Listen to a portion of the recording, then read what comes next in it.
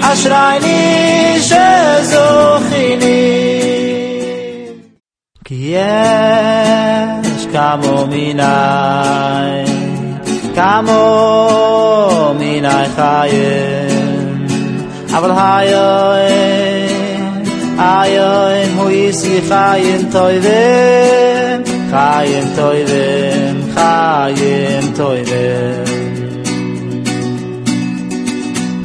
יש כמו מיני חיים אבל היום הוא יסי חיים טובים חיים טובים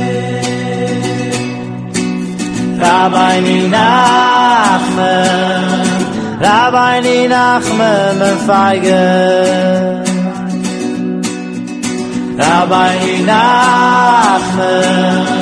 Rabbi Nachman Feigen Ashrayni shezochini Ki yesh kamo minai chayim אבל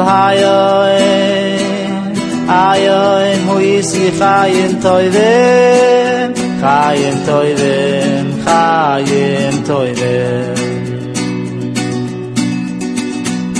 יש כמו מיני חיים אבל היום הוא יסי חיים טובים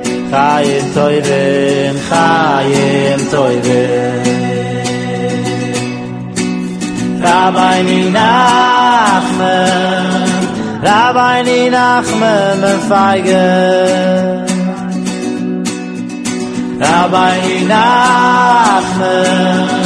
Rabbi Nachman Feigen Ashrayni shezochini Ki yesh kamo minai chayim אבל היום הוא יסי חיים טובים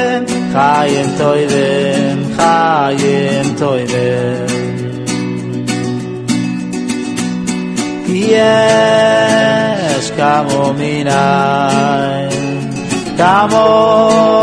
מיני חיים אבל היום הוא יסי חיים טובים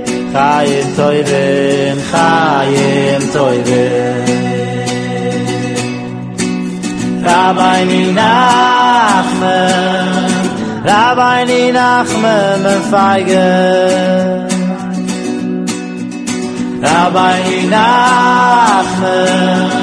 Rabbi Nachman Feigen Ashrayni shezochini Ki yesh kamo minai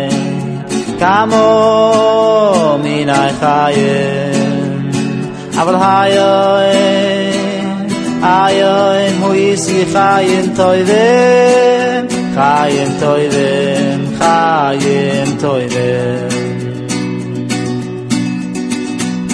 יש כמו מיני חיים אבל היום הוא יסי חיים טובים Boker Tov, shalom tout le monde, shalom à tous nos fidèles auditeurs, qui sont présents même à Purim, Bezrat Hashem chez Purim Sameach. À Yerushalayim, on va commencer dans quelques heures. Donc en attendant, on va se préparer Bezrat Hashem en étudiant un passage sur Purim dans l'écouté en Moharan, la Torah 10.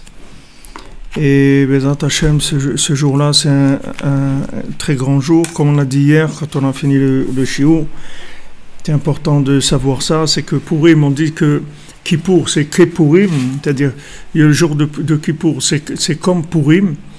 Et donc le jour de Kippour, le Kohen Gadol, il rentre, l'Ifni et l'Ifnim, il rentre à l'intérieur du Kodesh Kodashim, c'est-à-dire il rentre dans l'essence même de la connaissance. Et c'est comme ça qu'il pardonne toutes les fautes. Et le jour de Purim, il est plus grand que ça, parce qu'on rentre dans l'essence de l'ignorance. Donc l'essence de l'ignorance, c'est plus grand que l'essence de la connaissance. Et là, c'est pas pardonner les fautes, c'est que ça n'existe plus. Parce que les fautes, elles n'existent que dans la connaissance. Dans l'ignorance, il n'y a pas de faute. Donc quand on rentre dans l'ignorance, c'est la miséricorde totale. Il n'y a pas besoin de parler de pardon, d'expiation, de quoi que ce soit. C'est qu'il n'y a plus de fautes. Les fautes, elles viennent toutes de l'arbre de la connaissance du bien et du mal. Toutes les fautes, elles viennent du serpent, elles viennent de la connaissance. Comme on a dit, Haman, Hamina Etz, d'où on apprend Haman de la Torah, c'est de l'arbre de la connaissance du bien et du mal. Donc c'est un jour immense, un jour très grand. Et sa grandeur, elle se voit dans sa simplicité, puisque en même temps, il est très simple. C'est un jour très très simple dans sa façon de vivre, puisque il est commun aux autres jours dans sa façon extérieure. Il ne demande rien du tout. Il n'y a aucune exigence de quoi que ce soit. Il n'y a pas d'exigence, il n'y a pas de restriction. On peut travailler, bien que le Shulchan Aruch ne conseille pas de travailler, mais on peut travailler si quelqu'un il a besoin de faire quelque chose, mais qu'il le fasse faire par quelqu'un d'autre, par un non-juif, mais il n'y a pas de restriction. C'est pas comme Shabbat, Yom Tov et Yom Kippour, ne parlons pas, c'est de la restriction totale. Alors c'est plus grand que Yom Kippour parce qu'il n'y a pas de restriction. Quand il y a restriction, ça veut dire que il y a décalage par rapport à l'autre monde. C'est-à-dire tout ce qui est des restrictions, ça veut dire qu'on doit se réadapter, se mettre en position par rapport à l'autre monde pour se brancher. Mais le jour de Purim, il n'y a pas de restriction. Il n'y a pas interdit de travailler, interdit de manger, interdit de trucs. Il n'y a rien qui est interdit. La seule chose qui est interdite, c'est d'être triste, c'est tout. Ça, c'est toute l'année. Mais Purim, encore plus. Et la plus grande mitzvah, bien sûr, de Purim, c'est de Besimcha, de danser, puisque c'est ça la Mechiat Amalek. Donc, Bezrat Hashem, on va faire un peu. Je ne sais pas si parce que moi j'ai un petit likout c'est-à-dire c'est un sefer où il y a des. Mais je pense que c'est le début de la Torah 10. Ve'ele hamishpatim asher tasim lefehem. Voilà les lois que tu passeras devant eux. Donc c'est la Torah 10, d'accord? Que chez Chaz Veshalom dilim al Israël, quand Chaz Veshalom il y a de la rigueur, qu'il y a des accusations, des décrets sur Israël, par le fait qu'on va danser et qu'on va taper des mains, ça va adoucir les décrets. D'accord? Donc quand il y a des décrets, la refoua, comment annuler les décrets, c'est en tapant des mains et en dansant. Rabbeinu, il a révélé cette chose-là. Alors, Rabbeinu dit qu'Ikar Gdulato shel HaKadosh Baruch Hu, shegam ha'akum yedu sheyesh Elokim shalit u'moshel. La grandeur d'Hachem, c'est que même les nations, elles sachent qu'il y a un Dieu qui a le pouvoir et qui dirige le monde. Comme c'est écrit dans le Zohar, dans la Parashat Yitro, qui ata Yitro ve'amar, quand il est venu Yitro, et il a dit qui ata yadati ki gadol Hashem, parce que maintenant je sais que Hashem c'est le plus grand. Kedin et yaker vit alash mahila, comme ça le nom d'Hashem, il c'est-à-dire il est devenu plus précieux, plus grand. Et il est monté le nom d'Hachem, c'est-à-dire il y a eu la cote d'Hachem, elle a monté, c'est-à-dire qu'il a été valorisé par le fait qu'il est venu un homme comme ça, qui a fait les 70 Avodah Zara, c'est-à-dire il a fait toutes les idolâtries de toutes les nations. C'est-à-dire il a fait l'idolâtrie de chaque nation, il a servi tout ça, puisque lui-même c'était un prêtre. Et il a fait tout ça, et une fois qu'il a laissé tout ça et qu'il s'est rapproché de la Torah, alors ça a fait monter le nom d'Hachem très très haut. Donc plus la personne est loin, plus le nom d'Hachem, il monte quand cette personne-là se rapproche. Maintenant, les gens qui sont proches, et eux, il faut qu'ils travaillent beaucoup pour donner de l'honneur à Hachem. Mais quand quelqu'un est loin, il suffit qu'il revienne et qu'il ne fasse pas trop de bêtises. Et ça suffit pour que Mamash fasse monter beaucoup le nom d'Hachem. Comme la Gemara elle dit qu'un Baal Tshuva, chaque seconde qu'il ne fait pas des avérotes, on lui paye un salaire comme des mitzvot. C'est-à-dire ça lui compte une mitzvah. Chaque fois qu'il ne fume pas un joint, chaque fois qu'il ne regarde pas des saletés, chaque fois qu'il ne va pas au cinéma, chaque jour tu ne vas pas au cinéma, tac, tac, tac, ça fait monter. Combien un film, ça dure 1h30, voilà, tu as 1h30, chaque seconde, ça te compte une mitzvah. Parce que normalement, toi, ta vie, c'est le cinéma. C'est le cinéma, les trucs, les joints, les trucs, les bêtises, toutes les bêtises du monde. Okay. Maintenant, quand tu t'arrêtes de faire ça, même si tu as envie de le faire, encore mieux si tu as envie de le faire, c'est encore plus nifla. Si tu as envie de le faire et tu ne le fais pas, c'est encore plus extraordinaire. Alors là, ça fait monter le nom d'Hachem. Dis, regarde, mon fils, tu vois d'où il vient? Eh bien, il a craché sur tout ça et il vient chez moi. Donc tout ça, tu vois bien que ça vaut rien. Puisqu'il a laissé tout ça, il vient. Et ça, il n'y a personne qui peut le faire. Celui qui n'a pas envie d'aller au cinéma, il ne peut pas faire ça. Il n'a pas envie, c'est tout. Alors qu'est-ce qu'il fait? Ça lui dit rien, même si tu le payes, même si tu lui dis sur une mitzvah, il ne va pas aller. Donc il n'y a que celui qui a envie d'aller qui peut faire. Alors plus quelqu'un, il est pire, c'est-à-dire plus quelqu'un il est down, il est loin, et plus il peut faire des choses extraordinaires. Rien qu'il ne fait pas de bêtises, c'est tout. Et Rabbeinu dit tu fais pas bémézide, c'est tout. C'est-à-dire tu fais pas exprès, c'est tout. Même si des fois tu tombes un peu et tout, mais bon, tu n'as pas fait exprès, ça va. Et que tu n'en fasses pas un montage sérieux, c'est-à-dire tu n'en fais pas une entreprise. Tu ne commences pas à faire un montage de ça. Tu ne commences pas à te fixer là-dedans.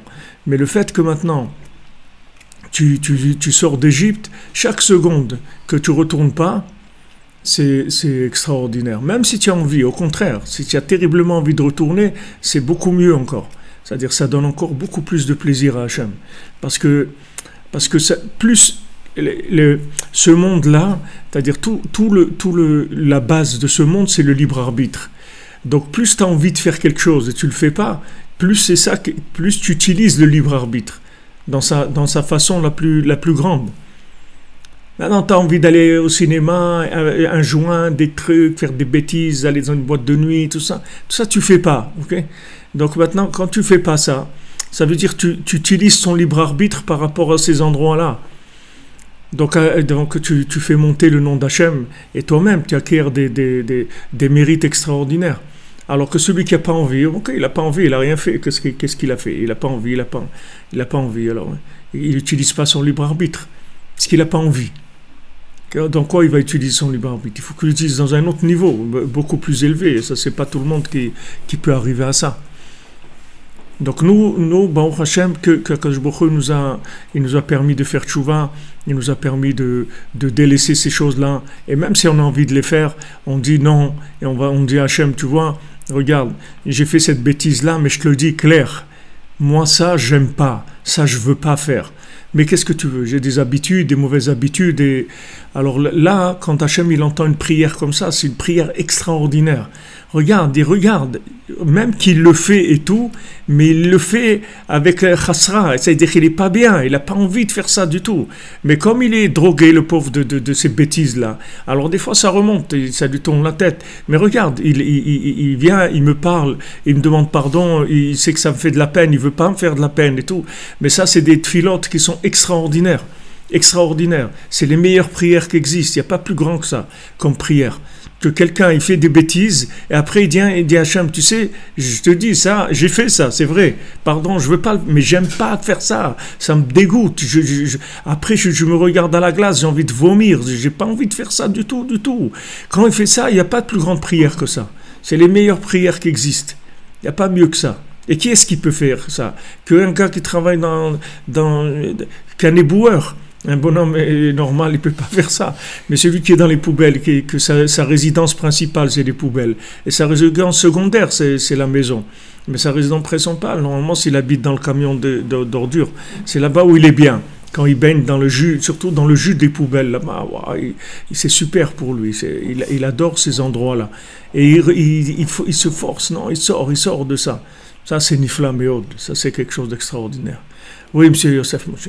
Exactement ce que vous dites. Et des fois, je me suis permis de donner du frisouk à quelqu'un, mais je n'avais pas de smart. Je lui ai dit, tu sais, si tu aurais l'exemple du film, parce qu'il est grave, il n'y a plus grave. Je dis, même si tu es dans le film, tu sais quoi, tu peux t'arrêter un moment, puis éteindre la télé, te lever. Je dis, même ça, tu peux être sa mère meilleure de. Bien sûr. Vous dites après la harata, est-ce que s'arrêter au milieu aussi? Bien sûr, c'est encore plus nifla. Plus quelqu'un il est dedans, au milieu du film, il dit, tu vois, maintenant il y a un suspense, nifla, je coupe, je ne vais pas le regarder. Voilà.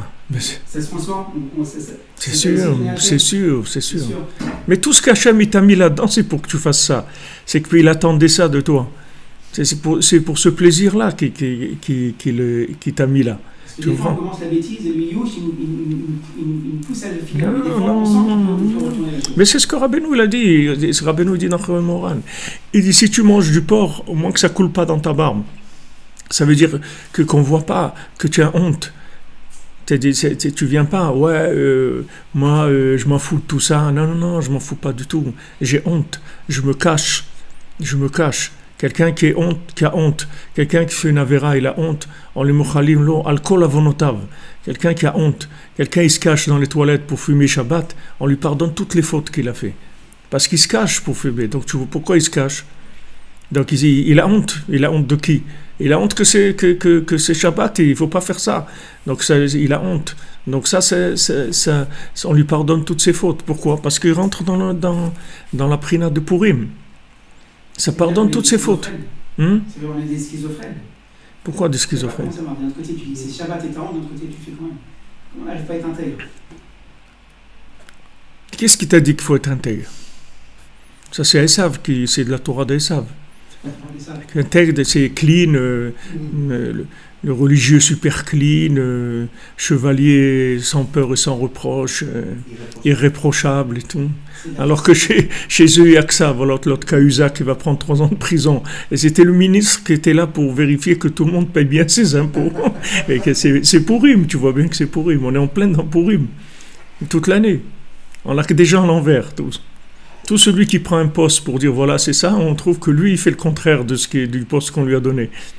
Et nous, on est juste à l'opposé de ça. C'est-à-dire nous, on est dans le poste inverse, c'est-à-dire on est dans les poubelles, apparemment. Et on fait que sortir de la poubelle, sans arrêt.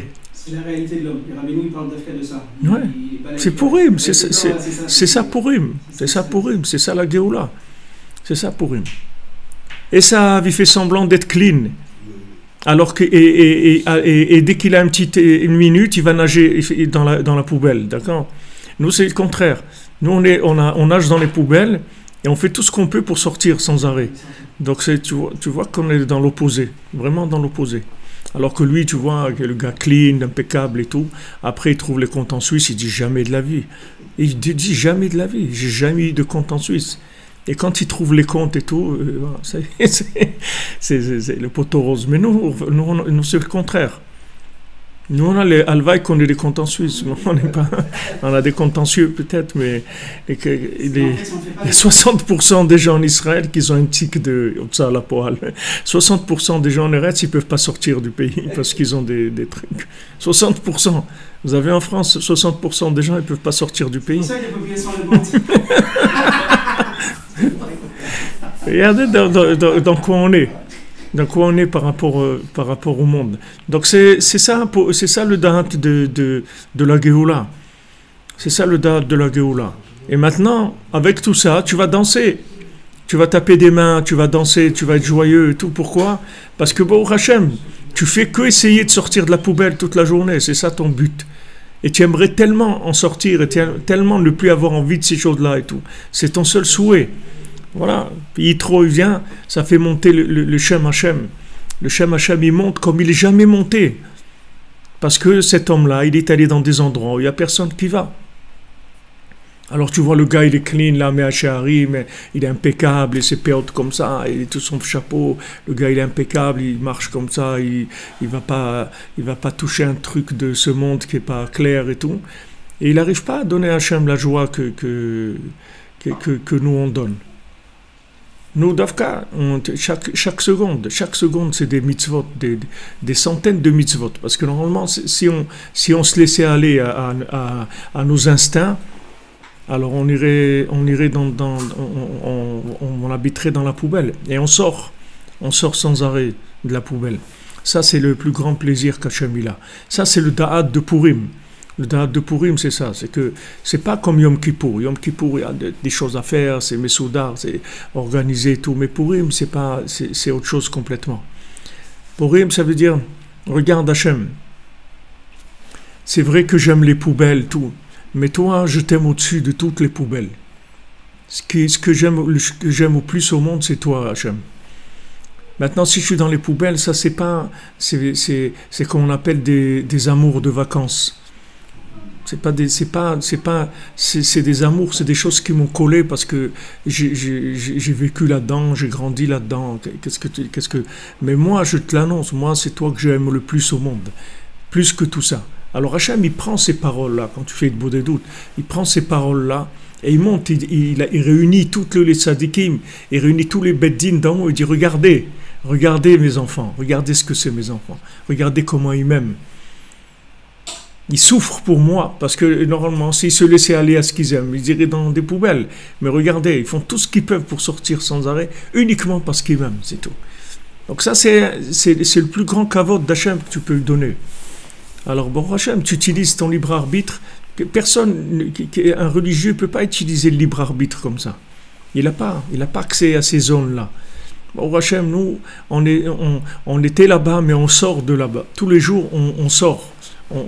On est dirigé vers la sortie. On se dirige vers la sortie. Et mais si même des fois, on retombe, mais on ressort. Tout de suite, on ressort. Tout de suite, on ressort. Michel.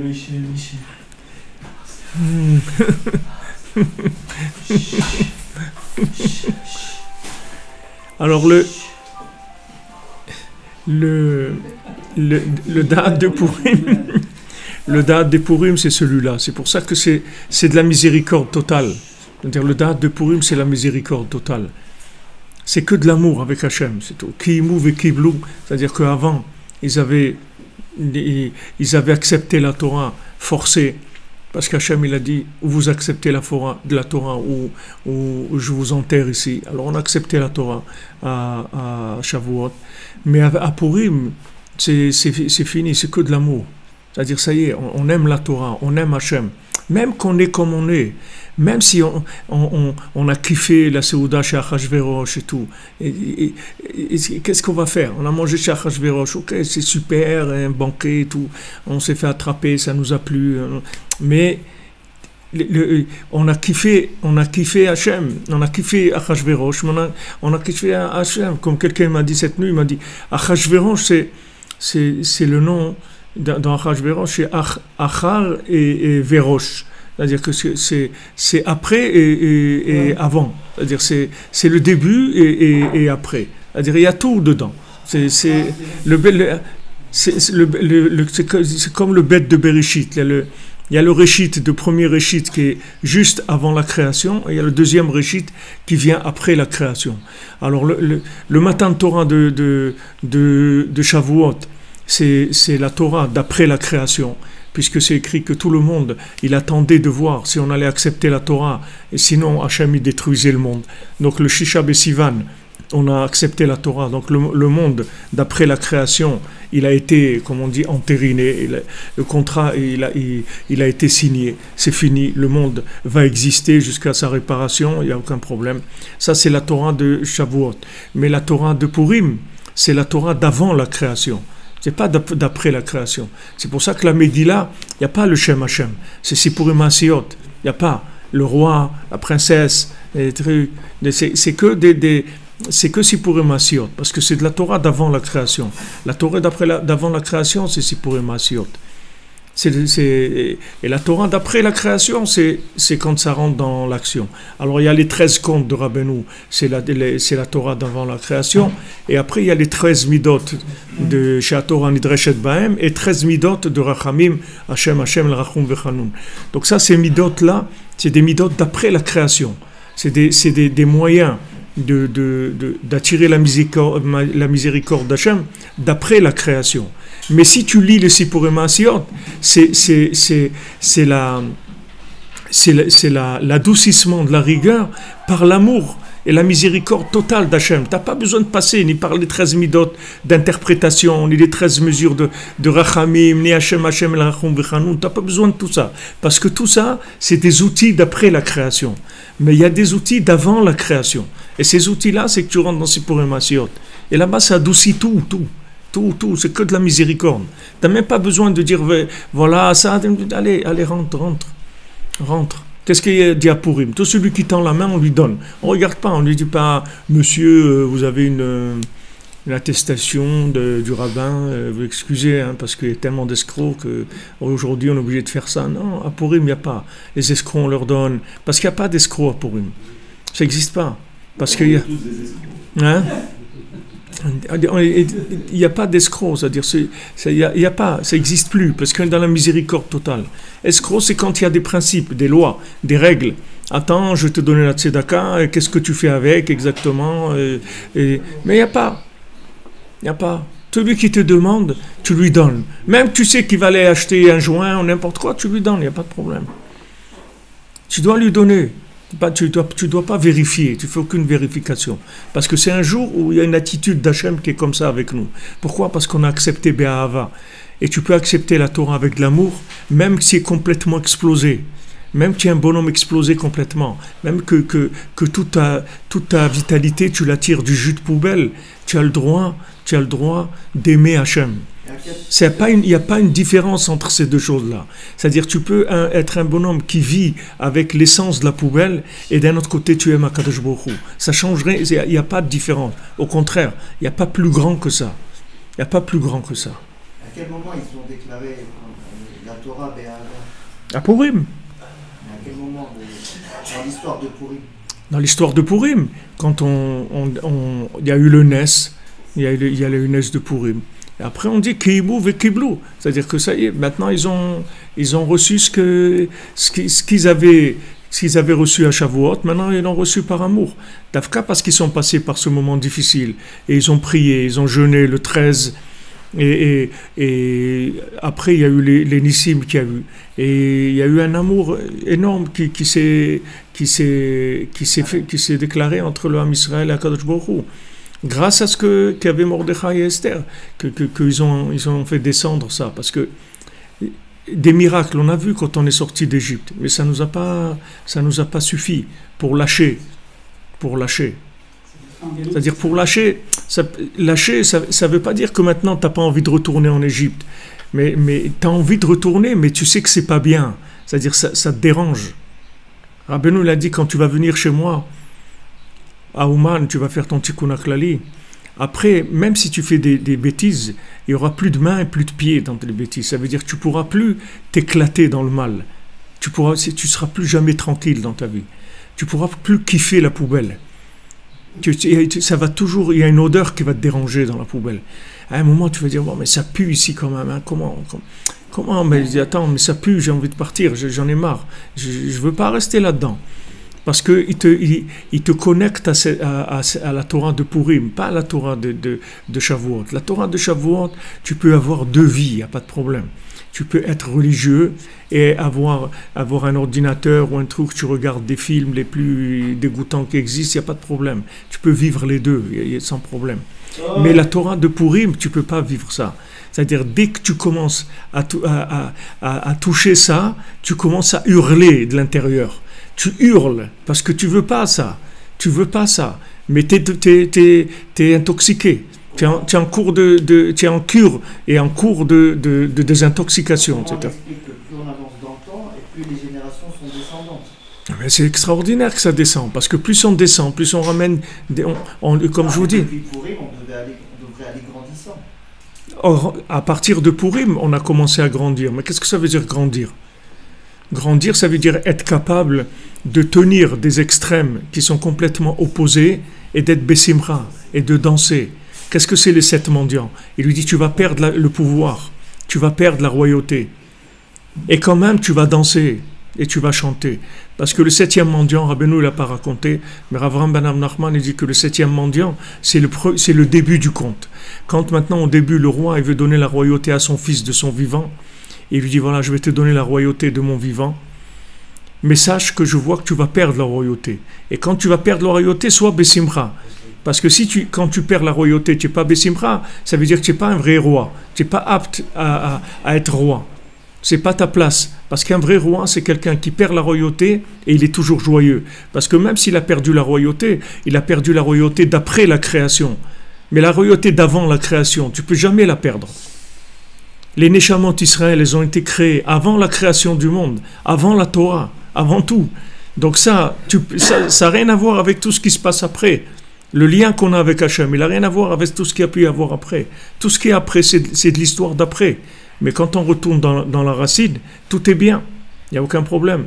Rabbeinu dit dans l'Écoute Moran, n'importe quoi que tu fais dans ta vie, il y a toujours un point qui est indestructible dans la vie. C'est le point du commencement. Rabbeinu dit qu'à Purim, c'est tous les commencements, ils sont à Purim, d'accord? Pourquoi? Parce que Purim, tu retournes au commencement. Si maintenant tu étais capable de vivre avec ta femme toute ta vie sous la choupa, tu n'aurais jamais de problème de Shalom Bayit. Le problème, c'est que tu es sorti de la choupa. Alors il faut que tu retournes tout le temps. Dès qu'il y a un problème, tu retournes là-bas. Parce que là-bas, c'est parfait. C'est l'amour parfait. Il n'y a aucun problème. Tout est beau, tout le monde est bien habillé, c'est propre, il y a de la musique, on est joyeux, on est content, on est heureux de se marier, on s'aime, tout est ouvert jusqu'à l'infini, etc. Et ça existe tout le temps. Ça s'en va jamais. Ce point-là, il est toujours existant. Seulement, il faut retourner à la case départ, comme le Monopoly, tu retournes à la case départ. Quand tu vois qu'il y a un problème, tu retournes à la case départ. Qu'est-ce qui change la case départ avec le reste? C'est qu'après, tu as commencé à savoir des choses. Avant, tu ne savais rien. En fait, moins tu la connais, ta femme, le mieux, pour le mariage, c'est le mieux. Le moins tu as parlé avec elle avant de te marier, c'est le mieux. Parce que tu ne la connais pas, c'est tout. Il n'y a pas de connaissance. Il n'y a que de l'amour, c'est tout. Il n'y a pas de connaissance. Et ça, c'est indestructible. Ça, c'est indestructible. Et pourquoi les gens, ils ont des problèmes? Et que, chas v'shalom, ils arrivent à des catastrophes? Parce qu'ils savent des choses, c'est tout. Quand ils savent des choses, alors il y a des catastrophes. Quand Rabbeinu, comment hier je le racontais, mais c'est après le shiur, alors je le raconte encore maintenant parce que c'était pas dans le shiur. Hier j'ai raconté, ouais. Comment Rabbeinu il est né? Il y avait le grand-père de Rabbeinu, Rav Nachman Rodinke, quand il s'est marié, après la choupa, il a disparu, il est parti. Et comme ça, des mois et des mois. Alors sa femme, elle est venue voir le Baal Shem Tov, et quand il a dit, vous êtes le Rav de mon mari et tout, je ne sais pas où il est mon mari. Alors le Baal Shem Tov lui a dit, regarde, je dois aller maintenant en Eretz Israël, je sais que ton mari il est là-bas, je vois qu'il est là-bas, donc je vais lui parler. Je vais lui parler de ça. Donc le Baal Shem Tov, il est parti pour Eretz Israël, et il n'est pas arrivé en Eretz Israël. Mais il a rencontré Rav Nachman Rodinka à Istanbul, ou quelque part sur la route, parce que Rav Nachman Rodinka, il allait en Eretz Israël, il ressortait, sans arrêt comme ça. Alors quand le Baal Shem Tov, il a rencontré le grand-père de Rabbeinu, il a dit, c'est quoi ça? Il dit, où tu rentres à la maison, tu lui donnes un guet, mais tu ne laisses pas une femme comme ça. Elle a dit, regardez, moi j'ai vu Beruach HaKodesh, que ma femme, dès qu'elle va avoir un bébé, elle va mourir. Donc comme elle est jeune et tout, j'ai de la peine pour elle. Donc je pensais ne pas rentrer une dizaine d'années à la maison, moi qu'elle grandisse un peu dans ce monde. Parce que dès que je vais rentrer, elle va tomber enceinte et elle va mourir. Alors le Baal Shem Tov, il est rentré, il lui a expliqué. Il lui a dit, voilà pourquoi il ne vient pas. Alors elle a dit, non, si c'est un homme comme ça, mon mari c'est un tzaddik. Elle ne le connaissait même pas, il est parti après la choupa. Après, les gens ils commencent à danser, à prendre l'apéro, la boucha, les trucs et tout. Où il est le Rav Nachman Rodinke? Où il est le khatan? Il est parti, il a disparu, c'est tout. Comme ça, des mois, elle attend. Alors elle a vu un tzaddik comme ça, elle a dit non, je suis d'accord qu'il rentre et qu'on ait un enfant. Alors que ça a été comme ça, il est rentré, elle est tombée enceinte et tout. Elle a eu Simcha, le père de Rabbeinu. C'est comme ça qu'il est né. Alors quand elle était enceinte, elle demandait à Hachem, je t'en prie, laisse-le-moi, au moins le temps que je l'allaite. Alors ça a été comme ça. Je ne sais pas combien c'est l'allaitement, c'est 1 an ou 2 ans, je ne sais pas combien de temps, ou que des mois, je ne sais pas quoi, il n'y a pas la date, c'est-à-dire la durée, mais en tout cas, Hachem, il lui a donné ça. Alors le Baal Shem Tov, il a dit, si elle avait prié à ce moment-là, pour assister à son mariage, elle aurait assisté aussi à son mariage. Mais elle n'a pas eu confiance que dans la force de sa prière. Elle n'a pas eu confiance. C'est pour ça qu'elle a demandé que ça. Elle n'a eu que ça. Mais elle aurait demandé plus à ce moment-là, elle aurait eu plus. Elle aurait eu même d'assister à son mariage. En tout cas, ça a été comme ça. Tout ça maintenant, c'est-à-dire toute cette affaire-là, après qu'il s'est marié avec donc Feiga, la fille de la petite fille du Baal Shem Tov, tout ça, ça s'est décidé quand le Baal Shem Tov, il a rencontré Rav Nachman Rodinka en voyage.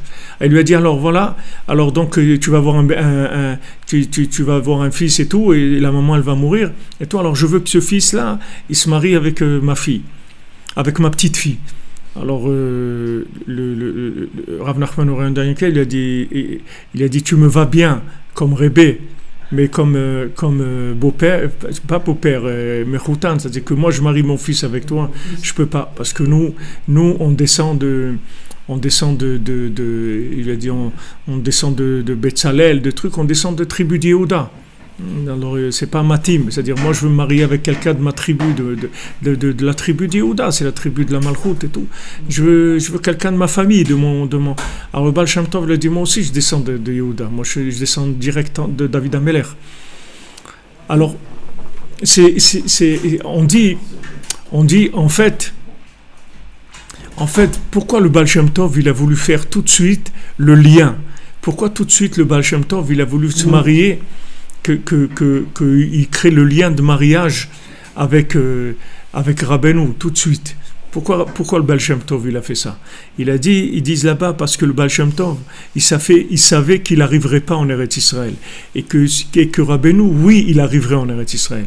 Donc il voulait dans ce moment-là déjà créer le lien avec le chemin d'Eretz Israël pour avoir déjà une part dans le fait d'aller en Eretz Israël. Donc à ce moment-là, quand tu lui as proposé le mariage, que Rav Nachman Rodinka il a accepté, alors ça s'est fait. Alors c'est comme ça, il est rentré et elle a eu Simcha, le père de Rabbeinu, et quand il a grandi, donc ils se sont mariés et ils ont eu Rabbeinu. Alors maintenant la mère de Rabbeinu c'était c'est-à-dire la petite fille du Baal Shem Tov, c'était une très très grande tzadékette, c'est-à-dire elle savait, elle voyait tout, c'est-à-dire elle voyait tout le temps les Imaot, et Sarah, Rachel, et Rivka, Léa, elle les voyait tout le temps, elle était tout le temps avec elle voyait partout dans le monde ce qui se passait, quand elle faisait les chalot, elle voyait tout ce qui se passait dans le monde, quand elle faisait la chala pour Shabbat, Féguer, ouais. Elle voyait tout ce qui se passait dans le monde, elle voyait. Et elle voyait quand elle rêvait déjà de la Neshama qu'elle portait dans son ventre, et elle voyait dans le ciel que on lui a dit viens, tu vas voir. Alors on l'a emmené dans un endroit, il y avait une lumière extraordinaire. Elle a dit, c'est quoi ici? Il dit, ici c'est le Baal Shem Tov. Elle dit, waouh, c'est nifla. Alors on l'a emmené plus haut, elle est arrivée dans un endroit, il y a une lumière extraordinaire. Alors elle dit, mais c'est quoi ça? Elle dit, ça c'est ton fils. Ça c'est ton fils. Et c'est comme ça que alors elle s'est réveillée et tout ça. Après elle voyait qu'il y avait beaucoup d'accusations pour pas laisser Rabbeinu descendre dans le monde. Il y a beaucoup d'accusations. Et qui est-ce qui a défendu Rabbeinu le plus? Qui est-ce qui a attaqué là-bas dur jusqu'à qu'il a obtenu qu'on le laisse descendre? C'est Rabbi Shimon Bar Yochai. Rabbi Shimon Bar Yochai s'est battu pour qu'on laisse la Neshama de Rabbeinu descendre dans le monde. Et donc Rabbeinu est descendu dans le monde avec c'est-à-dire pour que aussi nous on soit aussi ici aujourd'hui. Parce que comme il a dit une fois Shmuel Shapira, quand il buvait à Purim et tout, et je ne sais pas ce qu'on lui disait sur Rabbi Nathan, alors il a dit, mais il a vu qu'il y aurait Shmuel Shapira, et Shmuel Shapira sans Rabbeinu, qu'est-ce qu'il aurait été? Rien du tout. Donc il a eu pitié, alors c'est la même chose, toutes nos neshamot, et Hachem, il a envoyé Rabbeinu pour toutes nos neshamot, c'est pour ça qu'il a envoyé. Donc c'est une histoire ça vient d'endroits qui sont très très élevés, avec beaucoup de secrets là-dedans. Alors maintenant donc on était sur le lien que la grandeur d'Hachem, elle vient d'Afka, des gens qui sont éloignés. Donc plus quelqu'un est éloigné, comme on la voit dans la Torah 51, plus il utilise le libre arbitre, plus il fait le bras de fer avec Amalek. Et ça, c'est extraordinaire. C'est extraordinaire. Nous, on se bat avec Amalek chaque seconde. Chaque seconde. Si on lâche une seconde, tu nous aspires comme la centrifugeuse. C'est-à-dire, on s'accrocher sur les côtés toute la journée. On s'accroche. Si on lâche, ça y est, il nous aspire complètement. Donc, cette lutte-là, permanente. Et apparemment, les gens ils croient qu'on est faible et tout, mais on n'est pas faible du tout. On lutte, mamache, je dis pas 24 heures sur 24, parce que quand on dort, on lutte pas vraiment. Mais en tout cas, tout le temps, on est réveillé. Peut-être 15 heures ou 16 heures par jour, on est tout le temps en train de lutter. On est en guerre en permanence. Et c'est sur des choses que même si elles ne sont pas, comme on dit, reluisantes, c'est pas des madrigotes, c'est pas des niveaux de gdoucha très élevés. Au contraire, on est en train de lutter chaque seconde si est-ce qu'on tombe ou Aman ou Amalek. Pourquoi il dit je vois pas la différence qu'il y a. Adeloyada, je vois pas la différence entre Aman et Amalek. Et Mordechai, je vois pas la différence entre Aman et Mordechai. C'est-à-dire que nous, on voit pas la différence entre Aman et Mordechai. Nous, on se rend pas compte. On se rend pas compte que c'est Aman. Tu écoutes un truc, tu vois Deep Purple ou je sais pas Genesis et tout. Qu'est-ce qu'il y a? C'est Aman. Mais voilà les chants de Shabbat et ça, je vois pas la différence qu'il y a tellement. J'arrive pas à voir la différence. Mais je sais Hachem, il aime pas ça. Alors je fais attention, c'est ce que je peux. Tu comprends? Mais c'est pas quelqu'un qui c'est clair pour lui que ça c'est bien et ça c'est pas bien. C'est pas clair du tout dans sa tête. Au contraire. Il sait même pas, tu lui présentes un man, tu dis voilà, c'est le grand rabbin, il dit ah shalom, on va lui embrasser la main et tout, parce qu'il ne sait pas reconnaître. Il ne sait pas que c'est Aman. Il ne se rend pas compte. Il ne sait pas qu'est-ce qu'est Mordechai et Aman. C'est des nissim. C'est-à-dire chaque jour qu'on vit dans la Torah, en Eretz Israël, avec Rabbeinu, tout c'est des nissim. On va faire Itbodedout, on fait Tikkun HaKlali, tout ça c'est des nissim veniflaot, qu'on nous donne le cœur, Baruch Hashem, la connexion, pour qu'on puisse vivre des choses comme ça. Ces choses-là, on les vit par connexion, on ne les vit pas par conscience de connaissance mentale. On ne connaît rien du tout, on ne sait rien du tout. On ne voit aucune différence entre le bien et le mal. Bichlal, on n'a pas du tout on ne voit pas qu'il y a une différence. C'est-à-dire, on voit ce qu'on nous dit ça c'est pas bien, alors on fait confiance. Mais nous, de nous rendre compte que c'est pas bien, on ne se rend pas compte du tout. Donc on est en lutte permanente. Et cette lutte-là, Hachem, il adore ça. Cette lutte-là, sur des petites choses, tu vois. Des petites choses. Tu vas dans un endroit, et la cache-route, elle n'est pas terrible et tout. Tu dis, bon, alors je vais pas manger. Je vais pas manger. Ah, c'est super. C'est super, tu vois, ce truc-là que tu fais. Ah, je vais pas manger. J'ai envie de le manger. C'est pas que j'ai pas envie. Mais, je sais pas, c'est un truc, ça me dérange. J'ai pas envie que ça me dérange. Alors, je vais pas le manger. Mais c'est pour toi, Hachem. Et c'est bien de le dire à ce moment-là. Parce que c'est mieux quand c'est officialisé avec la parole, ça donne beaucoup plus de valeur à la chose. Ça veut dire que tu es conscient de ce que tu es en train de faire. C'est-à-dire que tu l'annonces. Tu dis, voilà, regarde Hachem. Maintenant, je ne prends pas ça parce que je ne sais pas. L'autre fois, j'étais comme ça dans un endroit, il y avait une bouteille de vin, il y a des gens qui se sont servis, et j'ai lisé sur la bouteille de vin pour voir si le vin il était cuit ou pas, pour que ça ne pose pas de problème. Et je regarde, rien. Je ne voyais pas que le vin, il était mévouchal, qu'il était cuit. Bon, j'ai dit, allez, je ne bois pas, c'est tout. Je ne bois pas. Et c'est extraordinaire parce que quelques heures après, j'étais faire des courses, il y avait cette bouteille-là de vin, et c'était écrit clairement que le vin, il est cuit. Mais quand moi j'ai lu, je n'arrivais pas à voir. Je relisais, j'arrivais pas. Impossible de le voir. C'est-à-dire, Hachem, à ce moment-là, il voulait que je lui fasse plaisir. Alors, tu bois ou tu bois pas? Ben, je dis, boire ou conduire, il faut choisir. Ben, j'ai dit, je conduis, allez, pour une fois. Pour une fois, je conduis, je bois pas. C'est des petites choses comme ça. C'est des petites choses comme ça qui font tout. Il n'y a pas des grandes choses. Des grandes choses, ça n'existe plus. Ça existait, mais aujourd'hui, ça n'existe plus, des grandes choses. Il y a des petites choses comme ça. Mais ces petites choses-là, elles sont très très grandes aux yeux d'Hachem. Parce que tu te bats. Le principal, c'est pourquoi tu te bats. C'est pas ce que tu es en train de... que tu te battes pour 1 euro, pour 1 million d'euros. Pour Hachem, ça ne change rien du tout. Le principal, c'est que tu te bats. En tout cas, là où nous, on se bat, il n'y a personne dans le monde qui s'est battu dans ces endroits-là. Ça n'a jamais existé. Jamais des fous comme nous, ça n'a existé dans le monde. Jamais. Jamais des gens qui sont complètement dans le mélange total entre les deux mondes et qui voient aucune différence. Parce qu'on te le dit, c'est tout. Alors tu sais, tu vas par des références, comme il dit Elohim Mishpatim Asher Tasim Lefehem, tu vas leur donner des règles. Mais si tu non te laisses aller à toi, tu vois pas la différence.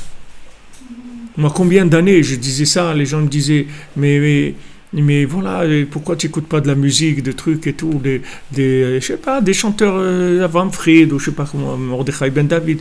Mais je peux pas écouter ça. Je peux pas, c'est pas de la musique pour moi, je peux pas écouter ça. Mais par contre, tu me donnes un truc de Santana, tout, je vais kiffer, tu me comprends? Alors maintenant, quelqu'un, tu dis, voilà, tu es religieux, mais quoi, tu sens pas? Je dis, non, je sens vraiment rien du tout. Quand j'entends ça, ça me tape sur la tête. Et l'autre, tu prends un religieux, il va écouter Carlos, il va dire, mais qu'est-ce que c'est ce truc-là? C'est quoi ce truc-là? Et toi, tu baignes là-dedans, c'est ton biberon, c'est-à-dire, c'est au biberon que tu l'as pris, ça. Qu'est-ce que tu vas faire? Tu vas dire, ah non, mais arrête, arrête de faire semblant. Tout le plaisir qu'il a à Hachem, c'est qu'il ne fait pas semblant. Parce que tout son plaisir, c'est ça. C'est que ça, tu aimes, et tu fais pas parce que Hachem, il veut pas, c'est tout. Tu dis, Hachem, parce que je t'aime trop, je veux pas te faire de la peine. Alors, mais ne me demande pas d'écouter Mordechai Ben David, ça je peux pas. Ça c'est trop déjà, ça ne me demande pas. Ça je suis pas obligé. Quand j'étais à la Yeshiva, il y avait un gars qui vendait des cassettes, à l'époque c'était des cassettes et pas les disques. Il vendait les cassettes de ces chanteurs-là. Alors il mettait cette musique dans son magasin comme ça pour faire un peu la pub, pour que les gens les écoutent. Alors une fois je suis rentré et il voulait me vendre une cassette. Il me dit, mais tu sais, c'est de la musique cachère, le truc, pourquoi tu n'écoutes pas ça et tout? Je dis, mais attends, je suis obligé d'écouter ça? Il me dit, non, je dis, laisse-moi tranquille, c'est tout. Si tu me dis que je suis obligé, je prends, ça aussi, je le prends sur moi. Mais si je ne suis pas obligé, laisse-moi tranquille. C'est vraiment pour moi, c'est-à-dire, s'il y a quelque chose qui n'est pas de la musique, c'est vraiment ça, tu vois. C'est-à-dire, si tu veux faire une définition, tu veux emmener quelqu'un, tu lui dis, je vais te faire écouter qu'est-ce qui est de l'anti-musique. Voilà, tu lui fais écouter ça, il n'y a pas de problème. Il va écouter de l'anti-musique. Et après, des années, tu commences un petit peu, il y a des petites choses, tu t'habitues quoi, à certaines musiques, etc. Mais ça, c'est chacun dans le monde où il était, qu'est-ce que tu vas lui dire? Tu peux lui répéter toute la journée, c'est bien. C'est pas bien. Je ne comprends pas de quoi tu parles, Birla. C'est pas de quoi tu parles. Alors maintenant, Baruch Hashem, tout ce qu'on fait, on le fait rien que par amour d'Hachem. Parce qu'il n'y a même pas une de crainte. Tu prends la crainte, elle rentre quand quelqu'un il est conscient des choses. Comment tu veux que quelqu'un il craigne si il n'est pas conscient? Comment tu veux qu'il craigne? Il ne voit pas la différence entre le danger et ce qui n'est pas du danger. Il ne se rend pas compte. Et les gens, ils sont toute la journée dans les sports extrêmes et les trucs. Mais ça n'existait pas à l'époque de la Gemara. Ça n'existe pas les sports extrêmes. Aujourd'hui, les gens, les plaisirs, c'est de frôler la mort et de ressortir vivant. C'est de ça qu'ils tirent du plaisir. Donc tu vois bien où ils sont les gens. Donc nous, c'est la même chose. C'est qu'on n'arrive pas à être conscient de la valeur de la vérité, c'est-à-dire de la grandeur de la vérité, comment la Torah, c'est bien, c'est important, etc. C'est pas ça on n'est pas là-dedans, malheureusement. Donc on peut pas développer de la crainte, parce que la crainte, c'est quelqu'un qui est conscient. Alors il craint, mais quelqu'un qui est fou, il n'a pas de crainte. Un fou, il fait n'importe quoi, il n'a pas de crainte. Mais par contre, quand un fou, il peut aimer à la folie. Il peut aimer à la folie. Toute sa folie, il peut l'utiliser pour aimer Hachem. Il peut aimer Hachem à la folie. Il peut dire Hachem, je t'aime. Hachem, je t'aime. Et bien, tout ce que je peux faire pour te faire plaisir, je vais le faire. Et tout ce que je peux ne pas faire pour ne pas te faire de la peine, mais c'est uniquement pour ça. Mais j'ai peur de rien. Sache que j'ai peur de rien. Même si on me dit tu vas aller en enfer et tout, ça me fait pas peur parce que je sais même pas de quoi tu parles, Birlan. Je sais pas de quoi tu parles. Parce que moi, quand je vois Aman et Mordechai, je les salue tous les deux, je leur embrasse la main. Je ne sais pas qui c'est le vrai, je ne sais pas. Je ne sais pas les reconnaître. On ne peut pas faire de peine. Hein? Pardon? On ne peut pas faire de peine à Hachem, on lui fait plaisir. Ouais, on ne veut pas lui faire de la peine, on veut lui faire plaisir. Hein? On ne peut pas faire de peine à Hachem. Si, on peut lui faire de la peine. Non, on peut lui faire plaisir. On peut lui faire plaisir, mais on peut lui faire de la peine si on fait des bêtises. Mais il n'y a jamais de peine, Hachem, il est toujours Bessimcha. Ouais, non, il est toujours Bessimcha, mais il a de la peine quand ses enfants, ils n'écoutent pas. Ils n'écoutent pas, parce que c'est pour leur bien. C'est pas que des parents, ça leur fait de la peine que leur fils il fait des bêtises. Bien qu'ils l'aiment, ça ne change rien du tout. Mais ça leur fait de la peine. Ils aimeraient que leur fils y soit bien, qu'il réussisse. Hachem, il veut qu'on réussisse. Hachem, il ne souffre pas, il ne peut pas souffrir. Il ne peut pas avoir de manque, il ne peut pas avoir de la peine comme nous. Mais c'est écrit dans tous les Sfarim. Mais de quoi tu racontes? Hachem, il pleure. Hachem, il pleure toutes les nuits. Pourquoi on fait Tikkun Chatzot? Ah, mais parce que toi, tu es dans le Purim de l'autre. Mais tu sais pas, parce que je vais te dire, Benjamin, le Purim d'Yerushalayim, tu sais pas qu'est-ce que c'est. Nous, le premier Purim, c'est juste pour se préparer à Purim. C'est juste, c'est le vestiaire pour nous. C'est la salle d'attente. C'est-à-dire, le premier Purim, il nous sert à prier pour nous préparer au Purim. Mais le deuxième Purim, c'est le Purim de Rabbi Nathan, des villes qui sont entourées de murailles, des jours de l'époque de Yoshua ben Nun. C'est-à-dire, c'est le Purim du Talmud. C'est une révélation qui est incroyable. C'est une révélation incroyable. C'est la révélation de Rabbi Nathan par rapport à Rabbeinu. C'est la révélation totale, le deuxième Purim de Jérusalem. C'est pour ça que tu parles comme ça. Parce que tu es resté dans le premier. Il faut que tu passes dans le deuxième, tu n'auras plus de questions. Là, il n'y en a plus du tout de questions. Dans le deuxième, il n'y a plus de questions. Tu vas venir ici, tu vas voir des gens étalés dans les rues, des gens, Birlal, ils ne savent plus, même pas comment ils s'appellent, vous habitez, plus rien, c'est fini. Il n'y a plus, tout est parti, il n'y a plus de repères. Tous les repères, ils sont partis complètement. Il n'y a plus rien. Il n'y a plus rien, tous les repères ont disparu. Mais c'est sûr que pourquoi on fait Tikkun Chatzot, qu'on dit que Hachem il pleure. Pourquoi Hachem il pleure? Hachem il pleure. Va au kotel là-bas, rentre dans les minarotes du kotel. Tu vas voir dans les murs là-bas, il y a des larmes qui sortent. Il y a des larmes qui sortent des murs. C'est des endroits où il ne peut pas y avoir de l'eau. Il n'y a pas de canalisation, il n'y a pas d'eau. Et il sort des larmes. Et d'ailleurs, les musulmans, ils savent ça.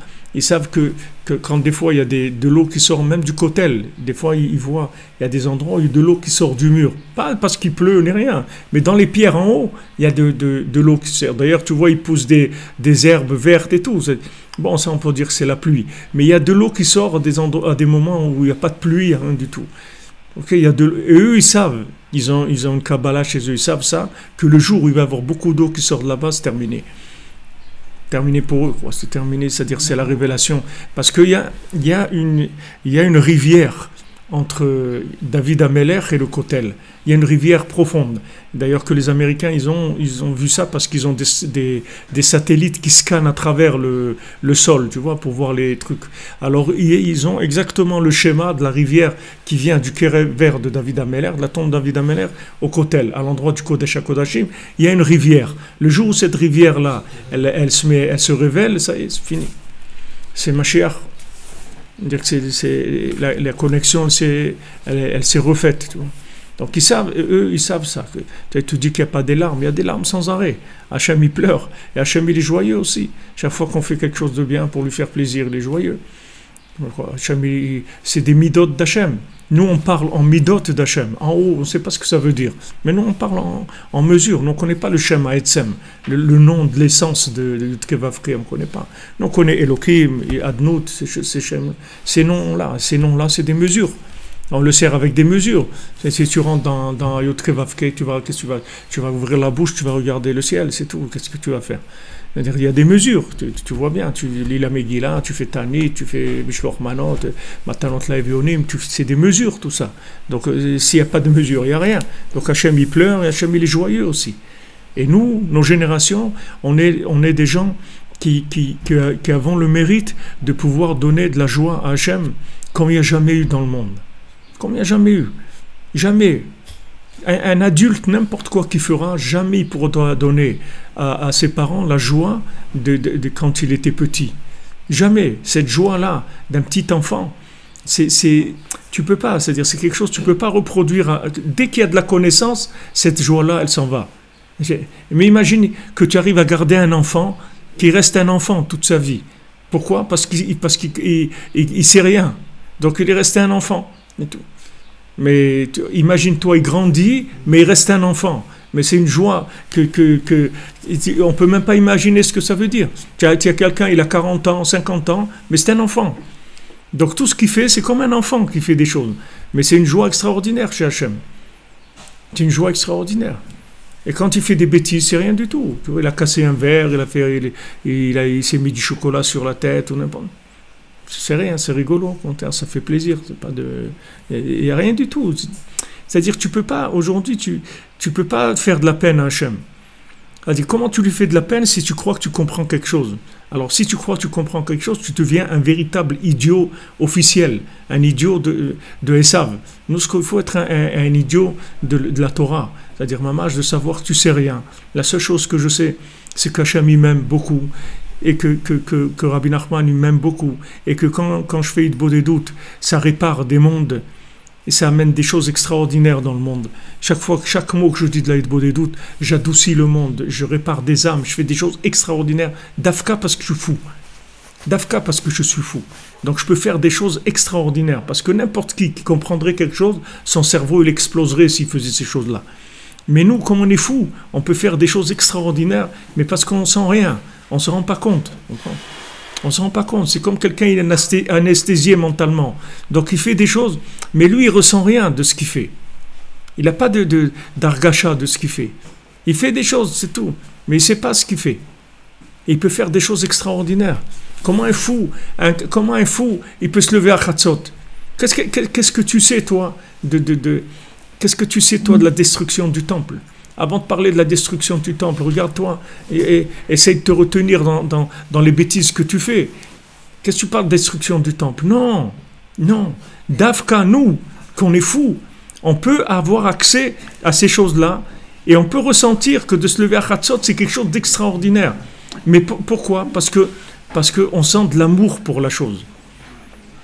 Une fois, il y avait quelqu'un il y avait un Breslever.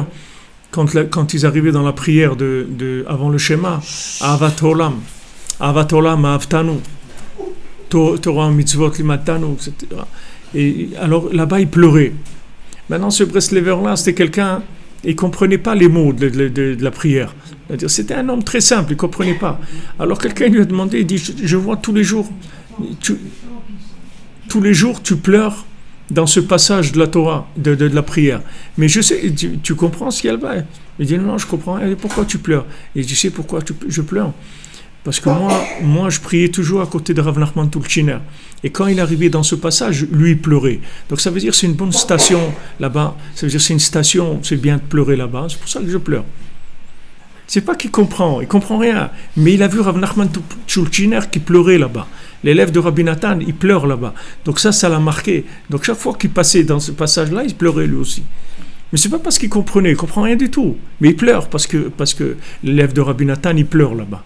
Nous, c'est comme ça nous, on nous dit, waouh, Tikkun Chatzot, c'est ce que c'est, Tikkun Chatzot, tous les tzadikim, ils sont au Gan Eden, Hachem, il vient avec tous les tzadikim, et ils te disent, Hashmeni et colère, allez mon petit, allez mon fils, ma fille, dis-moi quelque chose, on est tous là, on attend, dis quelque chose, dis-nous quelque chose.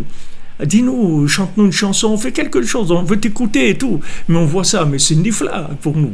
Alors, mais bien sûr, on vient, on va faire. Moi, je te chante même 10 chansons, je sais que ça te fait plaisir, il n'y a pas de problème. Je vais te dire des choses, je vais te parler, je vais te remercier, je vais te dire beaucoup de choses. Mais c'est pas parce qu'on comprend rien du tout. On comprend rien. Si on comprenait ce que c'est Chorban Bet Hamikdash, on comprendrait le Chorban de notre vie déjà, de la folie dans laquelle on est. Mais on comprend rien. Seulement, on a justement le fait qu'on ne comprend rien, on peut aimer d'une façon extraordinaire. Mamash, on peut aimer, on peut donner toute notre vie pour Hachem, pour le tzaddik, pour tout. Pour tout, Mamash, on peut donner, on n'a pas de problème avec ça. Moi, j'ai eu un nest de Pourim, il faut raconter des Nissim. C'est que là, je devais aller pour Bezrat Hashem, pour Rosh Chodesh Nissan à Ouman, mais je suis resté tellement longtemps qu'il me faut un visa maintenant. C'est-à-dire qu'on peut rester que 90 jours par 6 mois. Donc, j'ai dépassé de 2 ou 3 jours la dernière fois, donc maintenant, il me faut un visa.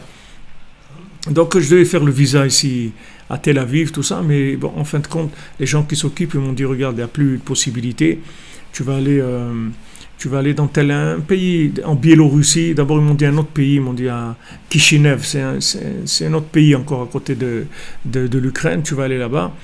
Après, ils ont changé, ils ont dit non, tu vas aller en Biélorussie, là-bas, maintenant il fait moins 20 là-bas et trucs et tout. Alors j'ai dit à Hachem, regarde, moi, pour aller chez Rabbeinu, n'importe ce que tu veux, tu m'envoies faire le visa où tu veux, je vais aller, il n'y a pas de problème. Mais s'il te plaît, aie pitié de moi, c'est difficile pour moi.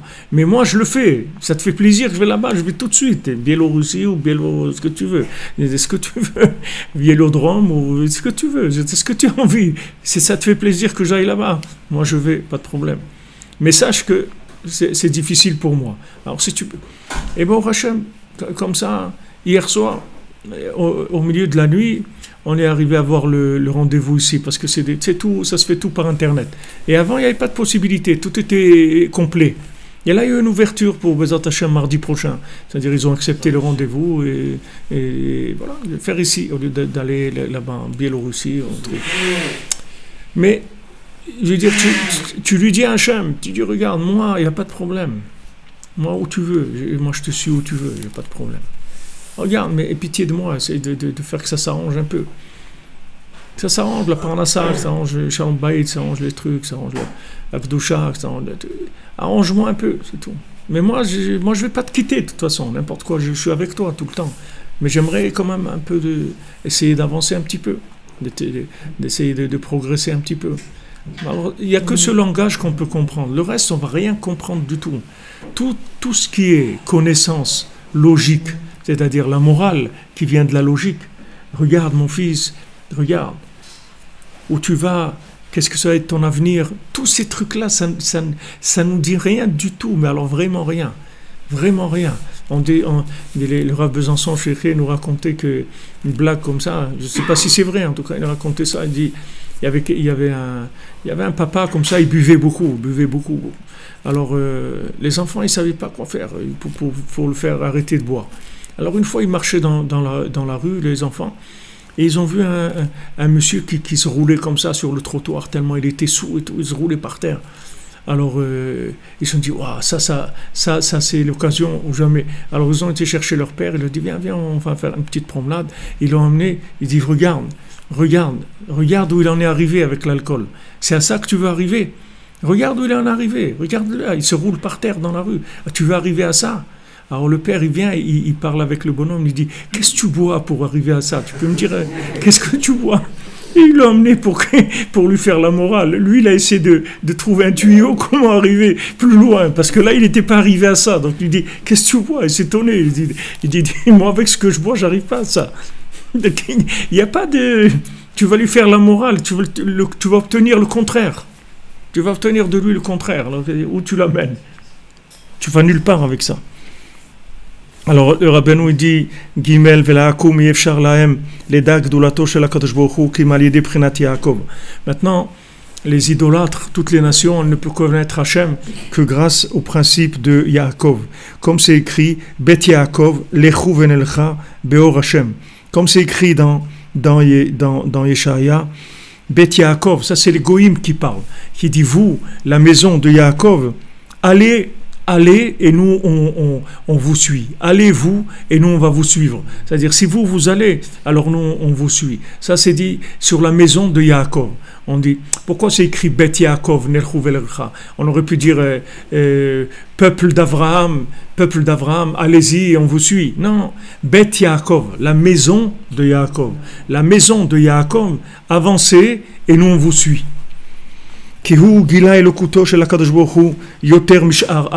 Pourquoi? Parce que Yaakov Avinu l'a révélé la divinité plus que les autres patriarches. Qui Abraham Karohar, parce qu'Abraham on l'appelait la montagne. Abraham il a été dans le Har pour faire la Har Moria, là-bas il a fait la Kedat Yitzhak. Donc dans la montagne, c'est-à-dire que il fallait sortir un petit peu des zones populaires, normales. C'est-à-dire que si tu voulais servir Hachem à l'époque d'Abraham Avinu, il fallait que tu sois un bonhomme complètement dehors des systèmes. C'est-à-dire si dans le système, tu ne pouvais pas servir Hachem. Et Yitzhak, ils l'ont appelé Sadeh. Le champ, comme c'est écrit, Yitzhak la soir basadeh, il sortait faire Idbodidut dans les champs. Vesadeh ou yoter musag. Et le champ, c'est quelque chose déjà de plus proche de l'homme. Venistaech laolam me'ar, on a plus besoin des champs que des montagnes pour vivre. Les montagnes, tu peux aller faire du ski, qu'est-ce que tu veux faire avec la montagne? Mais avec le champ, on cultive, etc.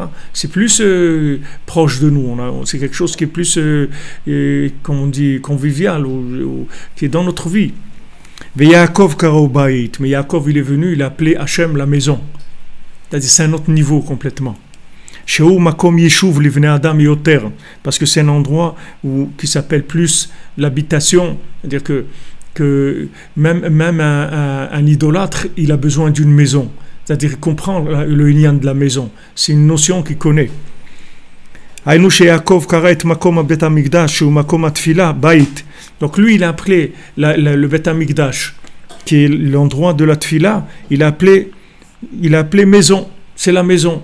Il n'a pas dit on va rentrer dans le truc super truc qui est en dehors de tout. C'est pas le monastère sur la montagne. Non, c'est une maison. C'est une maison. Sheu makom yeshuv livnei adam. C'est un endroit où les gens ils vivent normalement. C'est-à-dire c'est social. Qui est là et atfila miar vesadeh le prinat bait, parce qu'il a fait monter la prière de la notion de montagne à la notion de champ et à la notion de maison. Pourquoi Rabbeinu là il donne une échelle de valeur entre les havot? Pourquoi il donne? Ouais. Parce qu'il y a une échelle de valeur dans la révélation. Il y a une échelle de valeur. Avraham Avinu, c'était très haut. La preuve, c'est que ça a donné Ishmaël. Yitzhak, c'était très dur, ça a donné Esav. Et Yaakov, c'est tous des tzadikim, ces enfants. Il n'y a pas eu de tri, tout est sorti bien. Parce qu'il est arrivé à amener Hachem dans la maison. Alors imaginez-vous que nous, maintenant, on amène Hachem dans la poubelle, pas la maison, la poubelle de la maison. Alors imagine-toi quel niveau c'est. C'est un niveau extraordinaire, un niveau nifla meod. Tu amènes Hachem dans des... C'est-à-dire que normalement, tu n'as même pas le droit de dire le nom d'Hachem dans ta bouche. Qu'est-ce que tu vas faire? D'où tu sors? D'où tu sors? Qu'est-ce que tu parles? Non, mais moi j'aime Hachem. Comment tu aimes Hachem? Regarde ce que... Mais je ne comprends pas de quoi tu parles. Je ne sais pas de quoi tu parles, Birlal. Il me dit, mais toi, regarde comment tu es. Tu fais des bêtises, etc. Et tu viens, soi-disant, tu fais des trucs, mais à côté, tu viens... Je ne sais pas de quoi tu parles. Moi j'aime Hachem. Il n'y a pas de problème. Donc ça, nous, on est arrivé à la poubelle de la maison. C'est-à-dire, on peut prier dans les poubelles de la maison. C'est-à-dire, c'est un niveau qui est extraordinaire. C'est un niveau très, très élevé. Que dans la maison, il y a une tfissa, c'est-à-dire, les gens, ils comprennent plus qu'est-ce que c'est une maison. Une montagne, tu vas dire à quelqu'un, viens acheter une montagne, il ne va pas acheter une montagne. Tu veux dire un champ, il va dire, bon, attends, moi je ne suis pas agriculteur et tout, qu'est-ce que je vais faire avec un champ? Mais une maison, il comprend, une maison, on peut habiter. Même s'il a déjà une maison, il peut acheter une deuxième maison. Parce qu'ici, il va aller là-bas en vacances ou n'importe quoi. Là, c'est une notion qui est proche de l'homme. Parce que dans le lien de la maison, même les idolâtres, ils comprennent le lien de la maison. Donc ici, Rabbeinu, il parle de la maison, mais il faut comprendre, c'est-à-dire que Rabbeinu, quand il parle de la maison, ça veut dire qu'on est arrivé à faire descendre la connaissance d'Hachem dans la maison. C'est-à-dire que tu n'as plus besoin de sortir de toi-même, d'être quelqu'un d'autre pour te connecter à Hachem. Là où tu es, dans ta maison, dans ton travail, dans ta famille. Hein? On peut traduire comme notre langage, ça me parle. Oui, c'est-à-dire que tu as révélé Hachem dans la maison. C'est-à-dire que tu as révélé que tu peux être dans une maison et vivre normalement, et travailler, et avoir une femme et des enfants, et avoir un vélo, ou avoir une Jaguar, ou avoir une de chevaux, n'importe quoi, et tu es avec Hachem. Il n'y a pas de problème. Hachem, il est partout. Du moment où il est rentré dans la maison, ça veut dire qu'on est arrivé à faire rentrer Hachem dans toutes les notions. Alors ici, quand on parle de la maison, c'est la maison de prière. Quand on parle de la montagne, c'est la montagne de prière, le champ de prière. Il est sorti prier dans le champ. Mais là, c'est dans la maison, il prie. Ça veut dire qu'il a fait rentrer la prière dans les choses les plus simples qu'il y a. C'est-à-dire qu'on prie pour des choses, comme Rabbeinu l'a dit à Rabbi Nathan, quand il a dit ici, pour prier pour un lacet de chaussures, il a dit quoi? Pour un lacet de chaussures, je vais prier. Il dit, alors qu'est-ce qu'il y a? C'est pas un honneur pour toi de prier pour un lacet de chaussures. Hachem, il veut qu'on prie pour les choses les plus simples qu'il y a. Ça, c'est le plus grand niveau de révélation d'Hachem. Quand on arrive à avoir une connexion avec lui dans les choses les plus simples.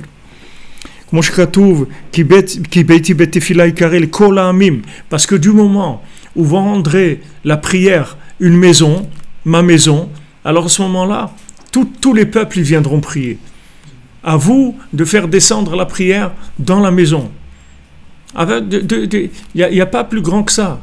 C'est-à-dire quand tu descends, tu te trouves là, dans ton travail, tu travailles avec des gens qui sont loin d'Hachem, des gens qui croient pas dans Hachem et tout.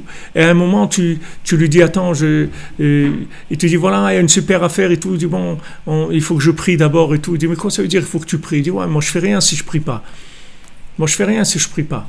D'abord je prie.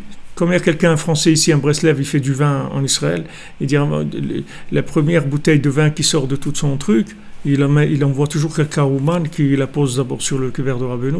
Après, il fait tout le vin. Mais un d'avoir qui va faire du vin comme ça. D'abord, il amène à goûter chez Rabbeinu, que là-bas, le premier vin, il va là-bas. Et après, il fait toutes les bouteilles de vin. C'est quelqu'un qui arrive à ça. Alors après, tout le monde voit qu'il y a Hachem. Si maintenant tu travailles, tu es un homme d'affaires, tu es dans des trucs, et tu dis voilà, il y a une super affaire, venez, on va signer tout de suite. Il dit moi je ne peux pas signer tout de suite. Pourquoi? Parce que moi je dois prier. Moi je peux pas faire quelque chose tout de suite. Moi si je ne mets pas Hachem dans la sauce, ça ne m'intéresse pas. Il faut qu'Hachem il soit dans l'affaire. Donc je dois parler avec lui demander si c'est bien, est-ce qu'il est d'accord, est-ce que ça va m'aider à révéler son nom, est-ce que ça va faire des choses bien, etc. Et à ce moment-là, on avance, c'est tout. Mais d'abord je fais ça. Alors quand tu parles ce langage-là, alors les gens ils comprennent ça.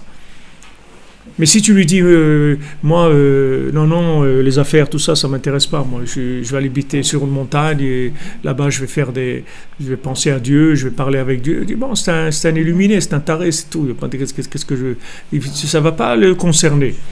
Mais du moment où tu amènes la prière dans la maison, ça concerne tout le monde. Mamash tout le monde. Maintenant, quand la prière, elle devient dans le principe de la maison, à ce moment-là, le nom d'Hachem,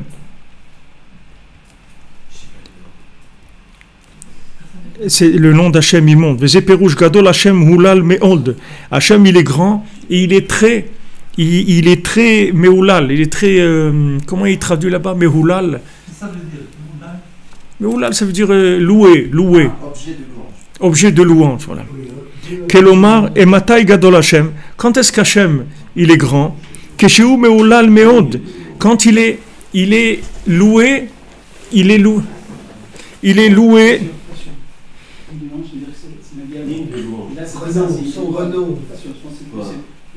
Ça va, on n'est pas ici à l'université des trucs, ici on est dans des bêtises là.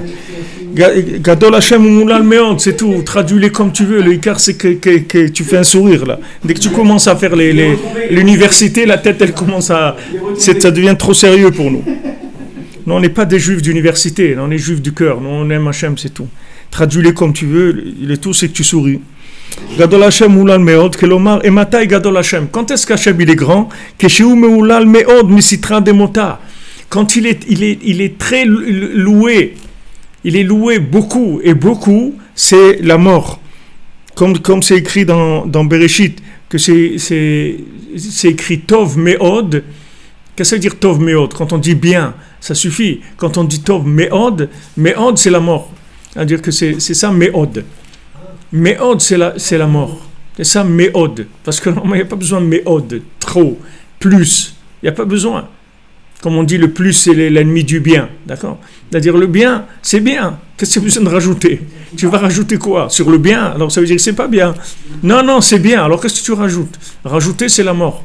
Donc, maintenant, quand il est loué par Moulal Meod, quand il est loué, Hachem, par le côté de la mort, c'est-à-dire les gens qui sont le surplus de l'humanité, C'est-à-dire, lui, au moins, ce Yitro, là, quand il est venu chez Hachem, c'était un prêtre de Avodazara. C'était pas un bonhomme qui fumait des joints et qui était dans les trucs. C'était un prêtre, même si c'est un prêtre de l'Ido, mais c'était un prêtre, le bonhomme.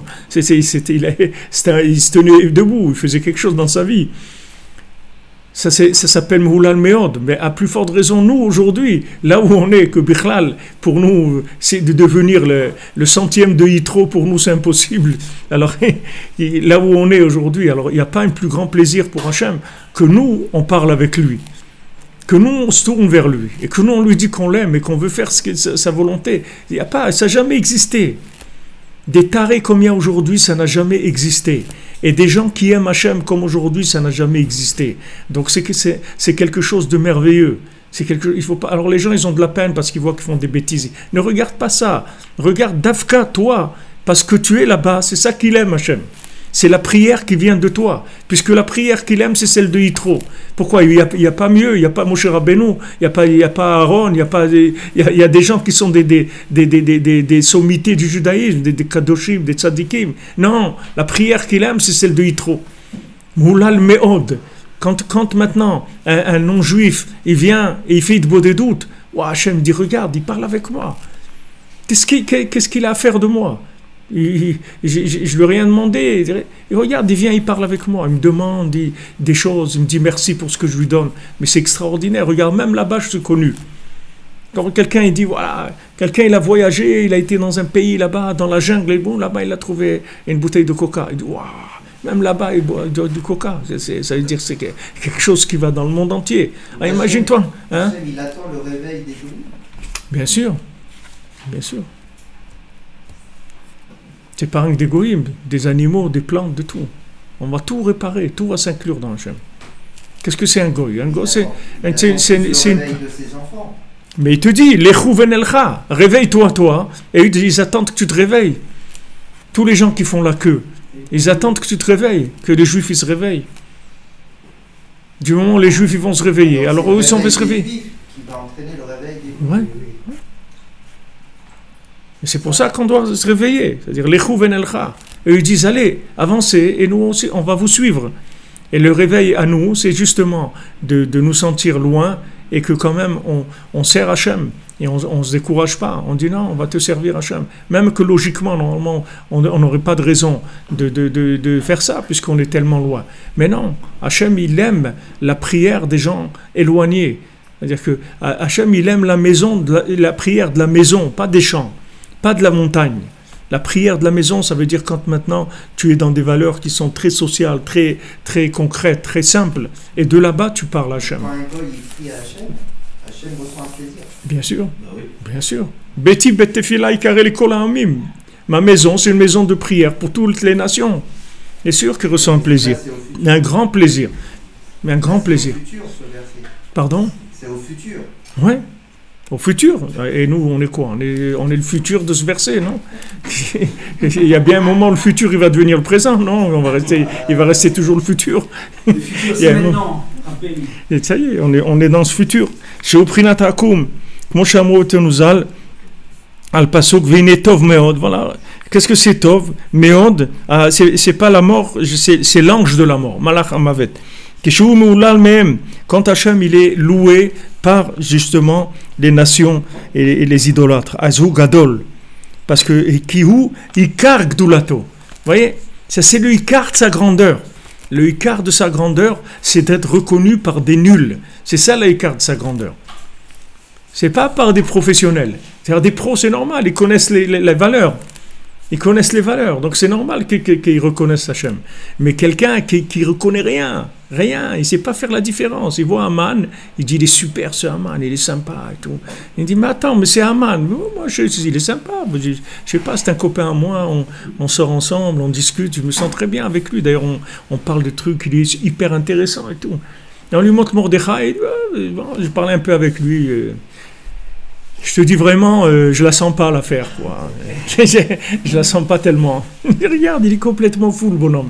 Et il aime Hachem, et il fait de beaux doutes, il va au man, il fait Tikkun Klali, il fait Chatzot, il fait des choses extraordinaires. Il fait attention à la cacheroute, il met ses enfants dans l'école juive. Il fait des trucs incroyables. Alors que normalement, s'il ne devait pas mettre ses enfants à l'école juive, il doit les mettre pour qu'ils aillent à l'ENA, normalement. Minimum, l'ENA ou Polytechnique. Qu'est-ce qu'il va les mettre à l'école des trucs? Qu'est-ce qui... Non, normalement, non. C'est ça qu'Hachem, il aime. Hachem, il aime. Il te dit, regarde, c'est Ikar Gdoulato. C'est pas maintenant, il aime ça aussi. Non, non. Que c'est ça le Ikar de sa grandeur. Ça, c'est le Ikar de sa grandeur. Alors, bon, maintenant, je ne peux pas vous retenir, mais parce que j'en ai au moins pour 1 heure encore pour faire la partie qui va avec ça. Mais, c'est-à-dire, il y a une partie qui va avec ça, que Rabbeinu parle des bâtim.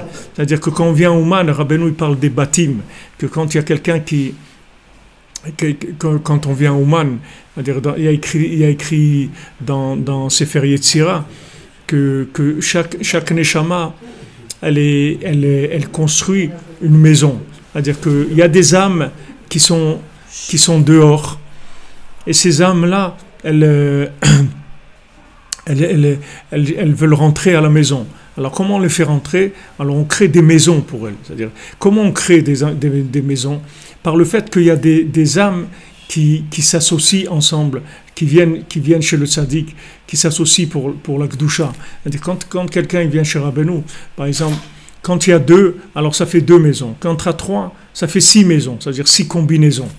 Quand il y a 4, ça fait 24 combinaisons. Quand il y a 5, ça fait 120.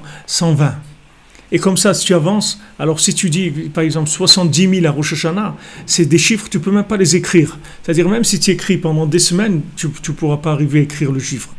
Et qu'est-ce que c'est ces maisons-là? C'est les maisons dont tu parles ici, que Beti, Tefila et Karel Koloamim. C'est-à-dire, chaque fois que quelqu'un vient à Ouman, qui s'associe au kibbutz de Ouman, c'est-à-dire à ce groupe-là, il crée en fait des formules, c'est-à-dire des formules. Parce que quand maintenant tu dis, quand tu prends ABC, Aleph, Bet, Gimel, alors tu as 3, c'est Aleph, Bet, Gimel. Après tu peux faire, de ces 3, tu peux faire 6 combinaisons de 3. C'est-à-dire si tu peux assembler ça de 6 façons différentes. Qu'est-ce que c'est ces 6 façons différentes? C'est-à-dire que tu peux présenter la chose à quelqu'un qui est dehors. Pourquoi il est dehors? Parce que tu n'as pas trouvé l'article qu'il lui faut. Comme un magasin, quelqu'un il rentre, il dit je vais acheter un pantalon. Ok, venez. Voilà, il y a ça, non. Alors attendez, peut-être j'ai ça. Non, ok, il est parti, c'est tout. Tu as perdu le client. Tu comprends? Il est allé à côté, et il a trouvé chez l'autre, ou il n'a pas trouvé. Mais en tout cas, il n'a pas trouvé ce qu'il voulait. Maintenant, plus tu multiplies les formules, plus tu vas créer des comment on appelle ça? Comment on dit en français? Non, les combinaisons, c'est des combinaisons. Voilà. C'est des combinaisons différentes. Alors, ces combinaisons, en fait, ce sont des langages par rapport aux âmes. C'est-à-dire, chaque combinaison, il y a une âme qui va se reconnaître là-dedans. Comment nous, on est là aujourd'hui? Parce qu'il y a eu des combinaisons qui sont multipliées, que même là où on était, ça nous a parlé.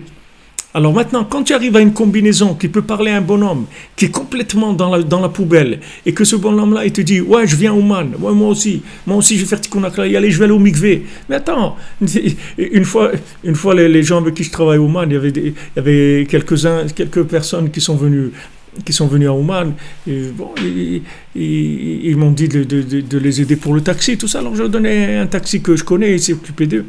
Alors après, il m'a dit, frère, je vais te dire, tu sais où ils ont été après le Tikkun HaKlal, tout ça, je les ai emmenés dans une boîte de nuit à Kiev. Je dis, alors qu'est-ce qu'il y a? Il dit, qu'est-ce qu'il y a? Je dis, la boîte de nuit, c'est normal, mais qui vient faire Tikkun HaKlal, ça c'est extraordinaire. Ça c'est niflamé. Je dis, la boîte de nuit, toi aussi tu as une boîte de nuit, alors de quoi tu te plains? Qu'est-ce que tu viens dire? S'il fait ça, il ne doit pas faire ça, au contraire. Mais c'est ça qu'Hachem il aime. Il dit, c'est ça qu'il aime. Qui oui, car gdoulaton. C'est ça sa grandeur.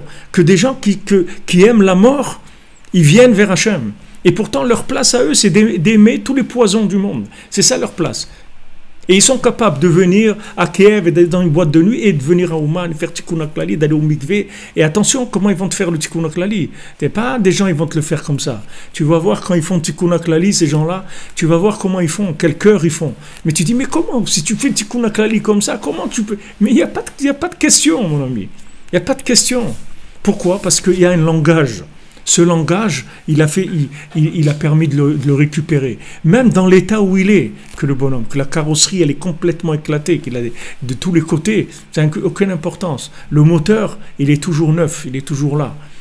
Il suffit juste quelqu'un qui lui parle son langage, c'est tout.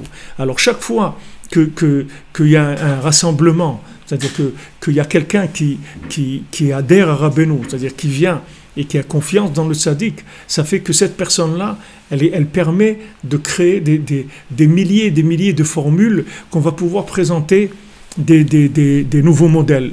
Il y a la collection d'été, de printemps, d'hiver, et il y a la collection Adéad, c'est-à-dire pour l'éternité. C'est-à-dire on va pouvoir présenter un langage qui va concerner tout le monde. Combien de villages qu'il y avait à côté d'Ouman qui se sont convertis, les villages entiers s'est convertis. C'est arrivé plusieurs fois. Tout le village entier se sont convertis. Ils sont devenus de Breslev. C'est que les Breslev qui convertissaient les gens. Les autres, ils avaient peur.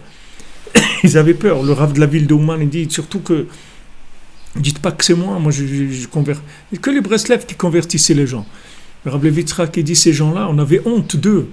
Ils venaient, ils ne savaient pas lire. Il venait à Rosh Hashanah du matin jusqu'au soir, debout, en train de pleurer. Il ne savait rien. Il faisait que pleurer toute la journée, debout dans un coin. Les hommes et les femmes, la même chose.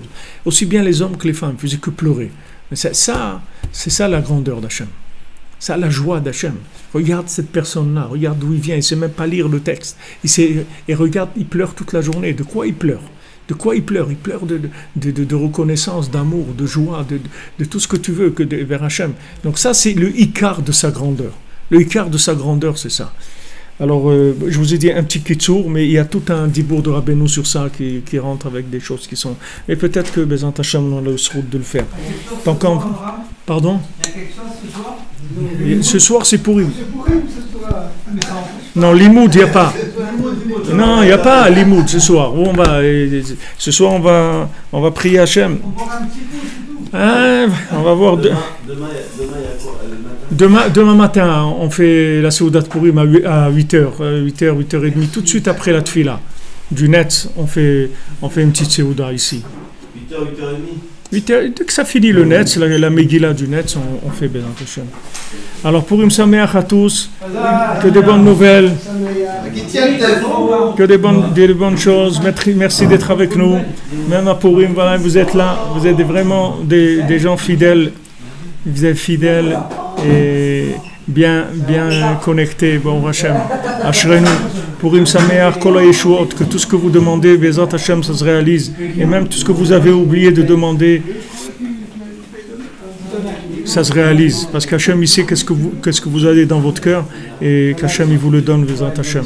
La guérison de la parnassa, des ivugim, des enfants, Eretz Israël, de la sérénité, de la joie, de la satisfaction dans notre vie, Bezat Hachem. Be'atzlacha, et on se retrouve, je ne sais pas, peut-être il y aura un peu des lives, je ne sais pas. On se retrouve en tout cas au plus tard dimanche, Bezat Hachem. Pourim Sameach, Chazak, merci beaucoup. Merci aussi pour tous ceux qui ont participé, pour les pauvres, qui ont donné pour les pauvres de Jérusalem, qui ont donné Matanot Laivionim. Ashrei Chelkam, Ashrei, heureux êtes-vous pour être heureux de faire des mitzvot comme ça, c'est une merveille. Ashrechem, heureux êtes-vous. Qu'Hachem il vous bénisse, que le tzaddik il vous bénisse. Comme Rabbeinu il a dit, avec moi, personne n'a jamais perdu. Tout le monde a gagné avec Rabbi Nachman. Il n'y a personne qui a jamais perdu. Baruch Hashem. Que de bénéfices, c'est tout.